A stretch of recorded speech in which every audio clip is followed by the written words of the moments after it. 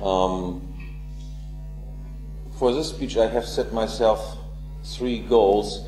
First, I want to clarify the nature and the function of private goods and private property.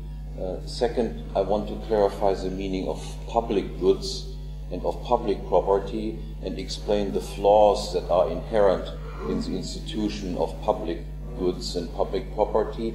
And third, I want to explain the need and the principles of privatization. So let me begin with some abstract but rather fundamental theoretical considerations concerning the purpose of social norms and the sources of conflict. If there were no interpersonal conflict, there would be no need for social norms. It is the purpose of norms to help avoid otherwise unavoidable conflicts. And a norm that generates conflict rather than help avoid it is contrary to the very purpose of a norm. That is, it is a dysfunctional norm or a perversion. And I want to show in a way that public goods are a perversion. It is often thought that conflicts result from the mere fact of different people having different ideas or different interests. But this is false, or at least very incomplete. From the diversity of individual interests and ideas alone, it does not follow that conflicts must arise. I want it to rain, and my neighbor wants the sun to shine. Our interests are contrary. However, because neither I nor my neighbor can control the sun or the clouds, our conflicting interests have no practical consequences. There is nothing that we can do about the weather. Likewise, I may believe that A causes B, and you believe that B is caused by C. Or I believe and pray to God, and you don't. But if this is all the difference there is between us, nothing of any practical consequence follows. Different interests and beliefs can lead to conflict only when they are put into action. When our interests and ideas are attached to or implemented in physically controlled objects, that is, when they concern what we call economic goods or means of action. Yet even if our interests and ideas are attached to and implemented in economic goods, no conflict results as long as our interests and ideas are concerned exclusively with different, that is, physically different, physically separate goods. Conflict only results if our different interests and beliefs are attached to and invested in one and the same good. In the Schlaraffenland, or in the Garden of Eden, with a superabundance of goods, no conflict can arise, except for conflicts regarding the use of our own physical bodies that embody these interests or ideas that we have. In the Schlaraffenland, there is enough around of everything to satisfy everyone's desire to the fullest. In order for different interests and ideas to result in conflict, goods must be scarce. Only scarcity makes it possible that different ideas and interests can be attached to and invested in one and the same stock of goods. Conflicts, then, are physical clashes regarding the control of one and the same given stock of goods. People clash because they want to use the same good in different and incompatible ways. Now, even under conditions of scarcity, that is, when conflicts are possible, it is, however, not necessary and unavoidable that conflicts arise. All conflicts regarding the use of any good can be avoided if only every good is privately owned, that is, exclusively controlled by some specified individual, and it is always clear which thing is owned and by whom and which is not. The interests and ideas of different people may then be as different as can be, and yet no conflict arises insofar as their interests and ideas are concerned always and exclusively with their own separate property. Now, what is needed to avoid all conflict, then, is only a norm regarding the privatization of goods, or more specifically, in order to avoid all conflicts from the very beginning of mankind on. The needed norm must concern the original appropriation or original privatization of goods, that is, the first transformation of nature-given things into economic goods and private property. Furthermore, the original privatization of goods cannot occur by verbal declaration, that is, by the utterance of mere words. This would only work and not lead to permanent and irresolvable conflict if, contrary to our initial assumption of different interests and different ideas, if there existed a pre-stabilized harmony of all interests and ideas of all people. But in that case, of course, we would not need any norms to begin with. Rather, to avoid all otherwise unavoidable conflict, the original appropriation or privatization of goods must occur through actions, namely through acts of original appropriation of what were previously just physical things out there. Only through actions taking place in time and in space can objective, that is, intersubjectively perceivable connections be established or links be established between a particular individual and a particular good. And only if the first appropriator of a previously unappropriated thing can acquire his property without conflict. Because by definition, as the very first appropriator, he cannot have run into any conflicts with anyone else in appropriating the good in question, because everyone else appeared on the scene only later.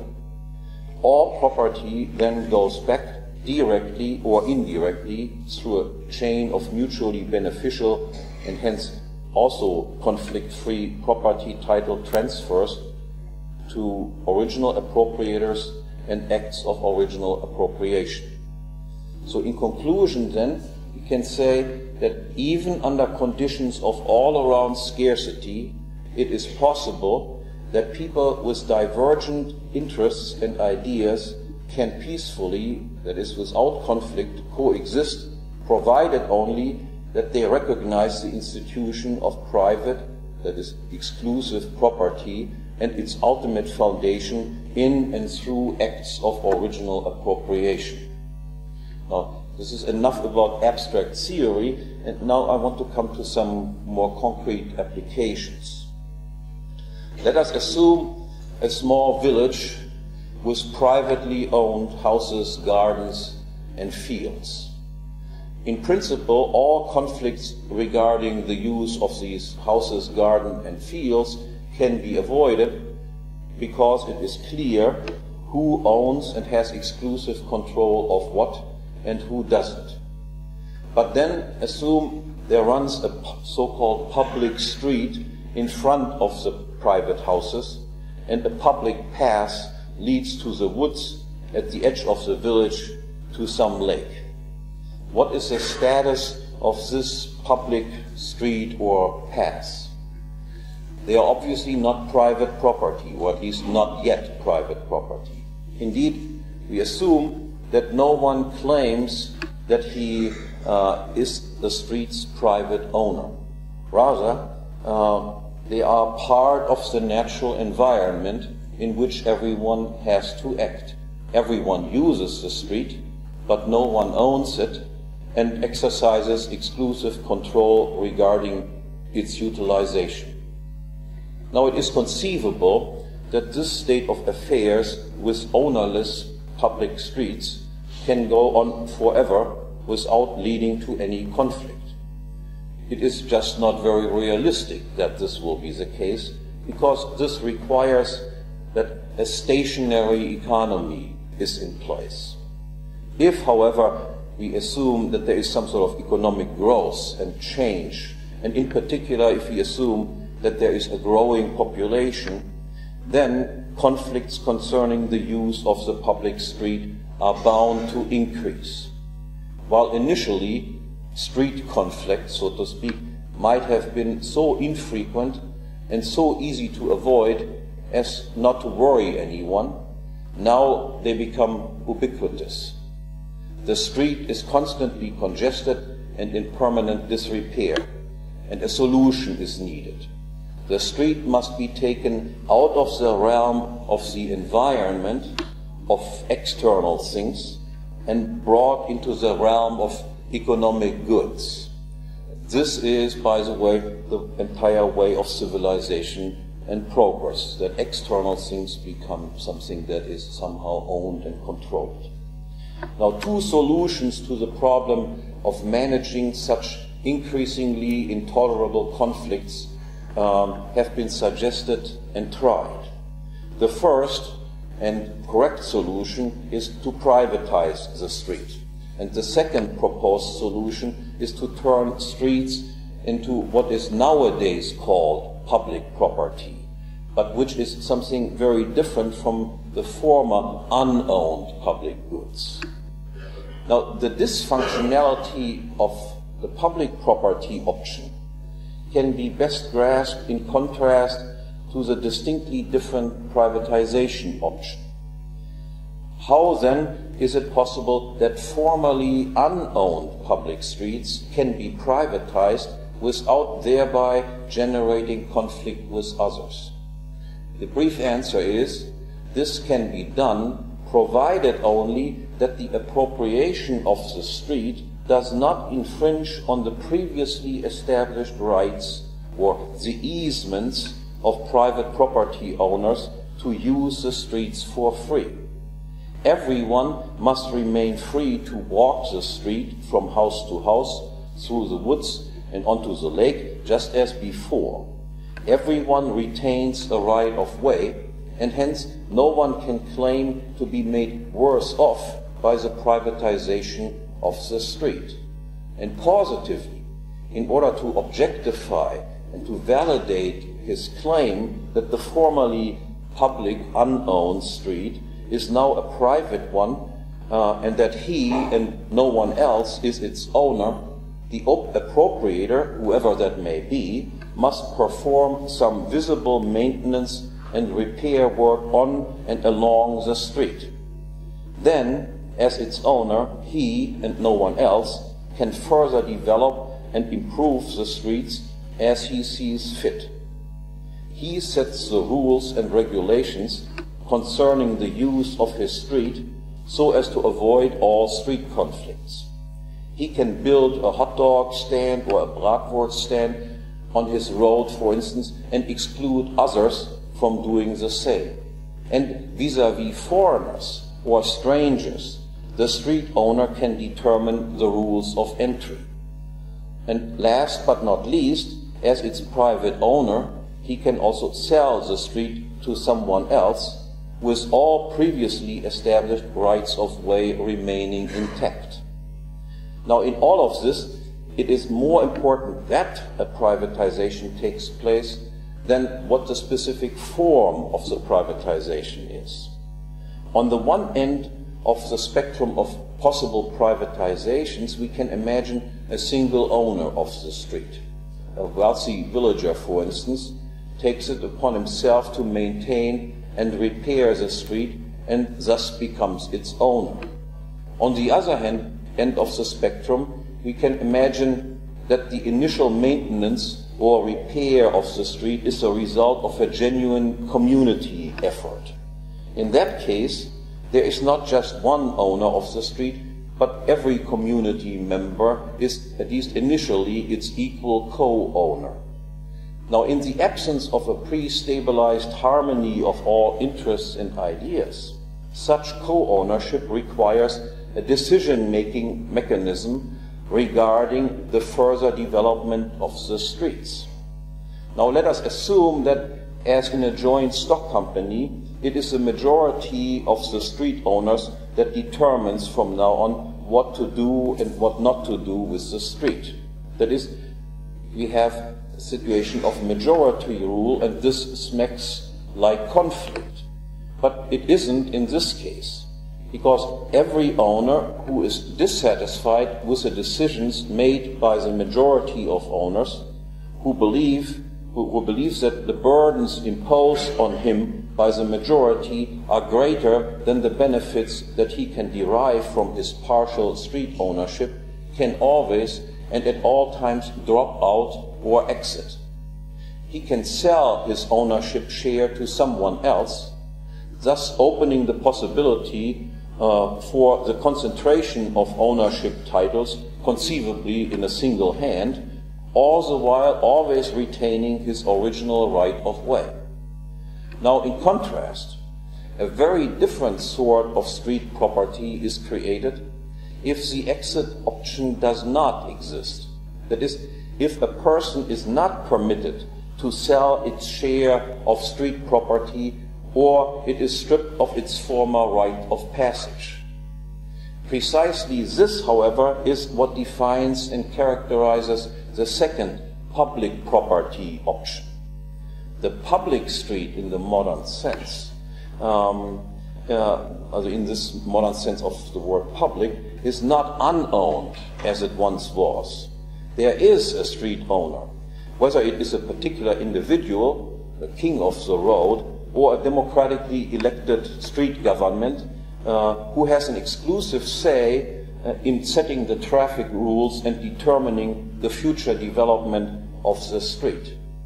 But the street government does not permit its electors, that is, the people who supposedly are the street's equal co-owners, to sell their ownership share, and it renders these other people, so to speak, compulsory owners of something of which they might rather want to divest themselves.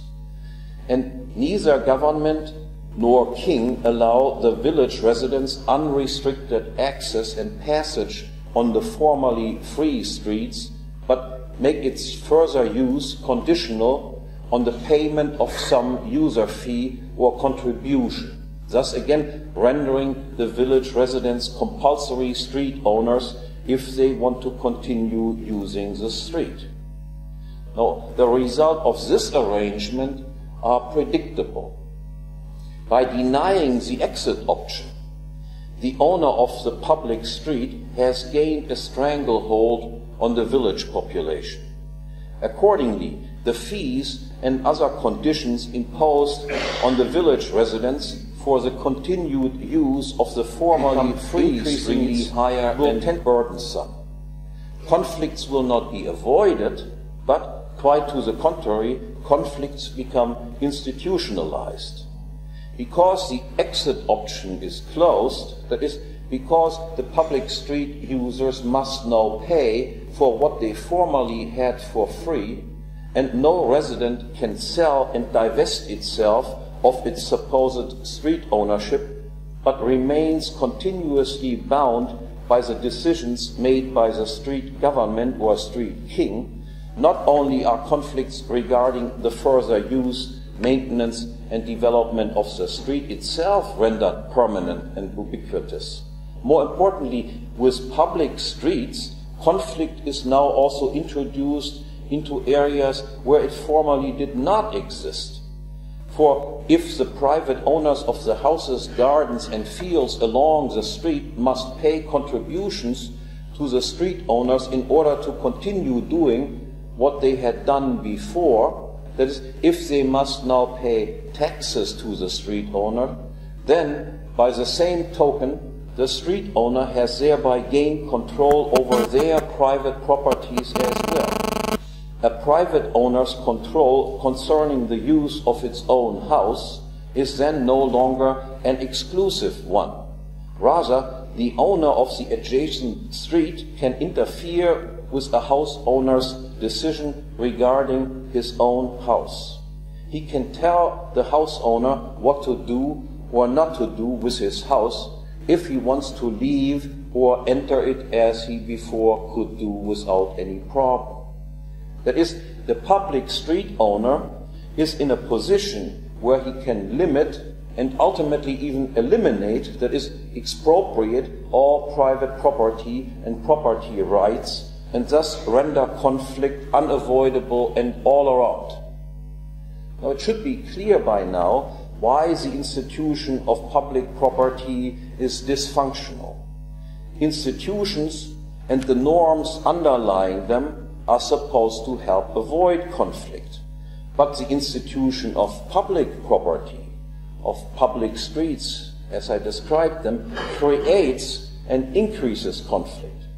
For the purpose of conflict avoidance, of peaceful human cooperation, public property then must go. All public property must become private property.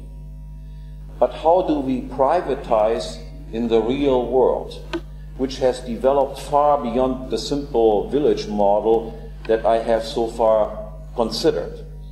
Now, in this real world, we have not just public streets, but also public parks, land, rivers, lakes, coastlines, housing, schools, universities, hospitals, barracks, airports, harbors, libraries, museums, monuments, and on and on. And further, on top of local governments, we have a hierarchy of superior provincial and ultimately supreme national or central governments that are the owner of these public goods.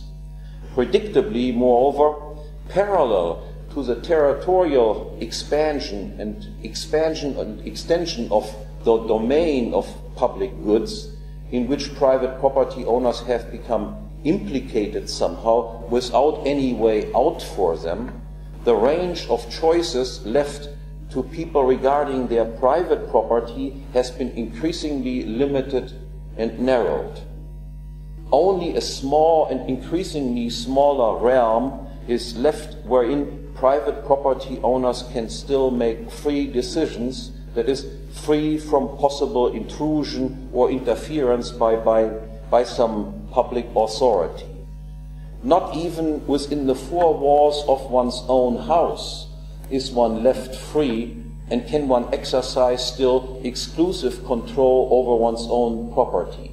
Today, in the name and as the owner of all public goods, governments can invade your house, confiscate any and all of your belongings, and even kidnap your children. Now, obviously then, in the real world, the question of how to privatize is far more difficult than in the simple village model that I have considered first. But the village model and the elementary social theory that I presented also can help us recognize at least the principles, if not all complicating details, that are involved and that are to be applied in this task. The privatization of public goods must occur in such a way that it does not infringe on the pre-established rights of private property owners. In the same way as the first appropriator of a formerly unowned public street did not infringe on any resident's rights if and insofar as he recognized everyone's unrestricted right of way. In fact, because public streets were the springboard from which all other public goods sprang, the privatization should begin with streets. The expansion, or with turning formerly public streets into public streets in the modern sense, the expansion of the domain of public goods and the powers of government started, and here one should also begin with a solution. I only want to talk about privatizing streets, because that is in a way the most complicated issue. Privatizing other things is relatively easy. The privatization of public streets must have a twofold result. On the one hand, no resident is henceforth forced to pay any tax for the upkeep or development of any local, provincial, or federal street. The future funding of all streets is solely the responsibility of their new private owners, whoever they may be.